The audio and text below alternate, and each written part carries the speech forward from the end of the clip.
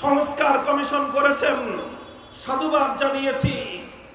কিন্তু এই যে নারী বিষয়ক সংস্কার কমিশনে যেই সকল তৃতীয় প্রজাতির মানুষদেরকে দিয়ে আপনি সংস্কার কমিশন করলেন, এদেরকে নারীর মতো দেখা যায় না, পুরুষের মতো দেখা যায় না। এমনকি আমাদের যে তৃতীয় লিঙ্গ আছে হিজড়াদের মতো দেখা যায় না। এরা ভিন জাতি, ভিন দেশি প্রজাতি।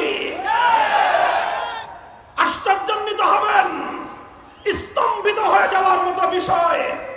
ফ্যাসিবাদী আমলেও ইসলাম বিরোধী ভারতীয় দালাল গোষ্ঠী শেখ হাসিনাও যেই দুঃসাহস দেখায় নাই, প্রফেসর ইউনূস সাহেবের নারী বিষয়ক সংস্কার কমিশন তাদের আস্পর্ধা কোন পর্যায়ে গিয়ে উপনীত হয়েছে। তারা বলে ইসলামের ধর্মের উত্তরাধিকারী আইন, ধর্মের পারিবারিক আইন তথা ইসলামের উত্তরাধিকারী আইন, কোরআনের উত্তরাধিকারী আইন এবং পারিবারিক আইন, এটা নাকি বাংলাদেশের নারীদের জন্য বৈষম্যের প্রধান কারণ।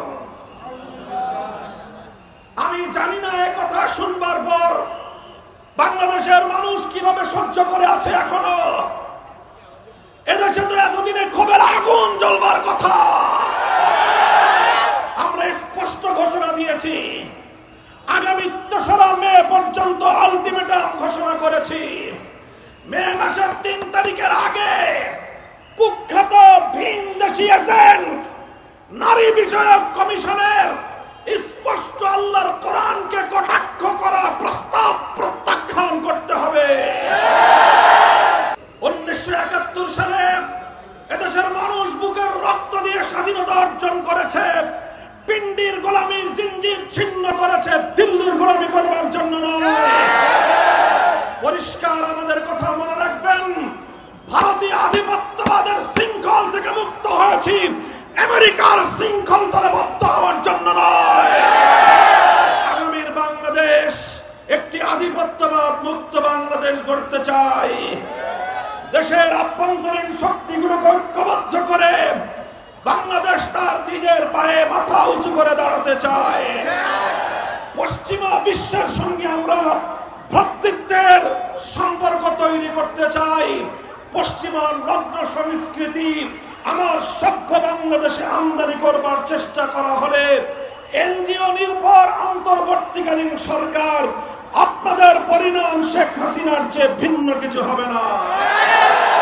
মনে রাখবেন, আমি বিশেষ করে আন্তর্জাতিক ব্যক্তিত্ব ডক্টর ইউনূস সাহেবকে সসম্মানে বলতে চাই, বাংলাদেশের মানুষ আপনাকে যেই ভালোবাসা দিয়েছে, অভূতপূর্ব ভালোবাসার মূল্যায়ন করুন, এর কদর বুঝবার চেষ্টা করুন। জাতীয় ঈদগাহে আপনাকে দেশের মুসল্লিরা সম্ভাষণ জানিয়েছে। মনে রাখবেন, আপনার অবস্থান যদি ইসলামের বিপক্ষে হয়, আপনাকে